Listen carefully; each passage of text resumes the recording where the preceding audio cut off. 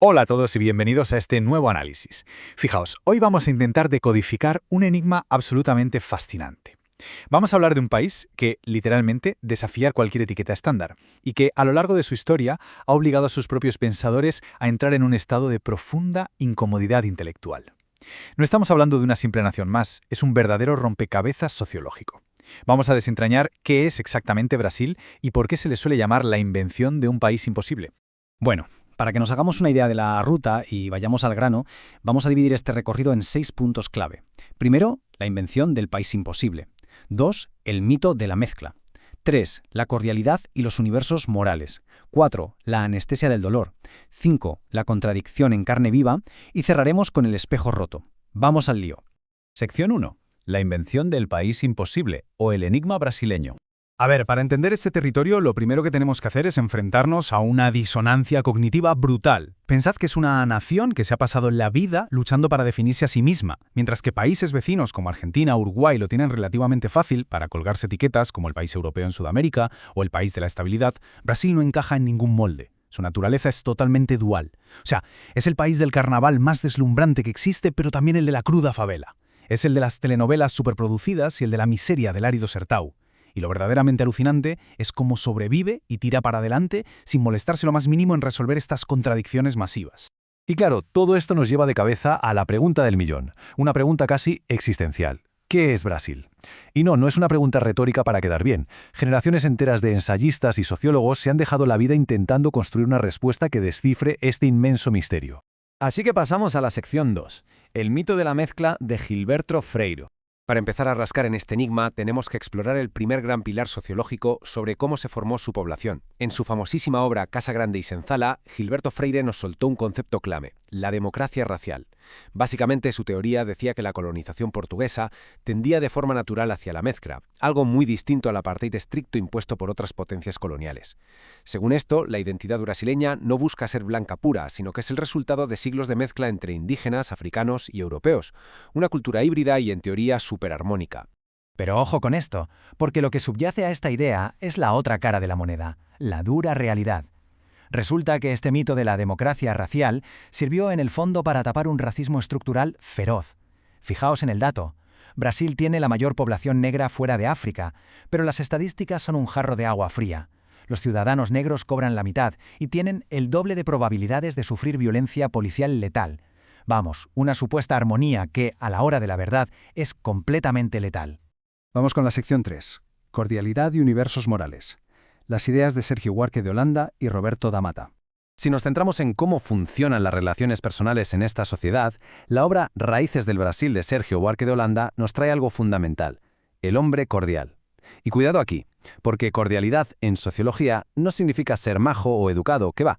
Significa que las acciones se rigen literalmente por el corazón, por los afectos. Es cuando los intereses privados invaden de lleno la esfera pública, cuando las normas y la ética universal se rompen por pura lealtad a tus amigos o a tu familia. Y claro, de esa cordialidad nace el archiconocido jeitinho brasileño. ¿Qué es esto? Pues básicamente esa incapacidad estructural de separar lo público de lo íntimo. Y esto explica a la perfección por qué pueden tener leyes maravillosas y modernísimas sobre el papel, como la Constitución de 1988, y que luego en el día a día se ignoren por completo. Porque al final lo que verdaderamente manda no es la ley, es el favor, es tener un buen padrino o sacarte de la manga una pequeña trampa simpática para esquivar la norma. El tercer pilar nos lo da Roberto da Mata, desglosando dos universos morales que van en paralelo. Por un lado, el universo del trabajador, basado en el sacrificio, el orden y en pensar en el futuro. Y por otro, el universo del malandro, la picaresca, la viveza para salir del paso, el vivir al día y la gracia.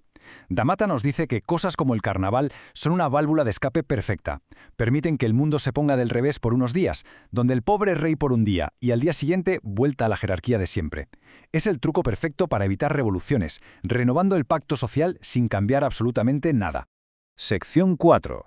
La anestesia del dolor, según Darcy Ribeiro. Vale, aquí entramos en una capa mucho más oscura e intensa de la identidad brasileña. El punto clave de esta idea es la tristeza tropical. Desde fuera, la percepción global asume que Brasil es pura fiesta, ¿verdad? Pues Ribeiro argumenta que nanay, que la samba, el fútbol y esa naturaleza festiva no son expresiones de una alegría pura de vivir. Son un anestésico. Sirven para adormecer el dolor inmenso de siglos de genocidio indígena, esclavitud y miseria.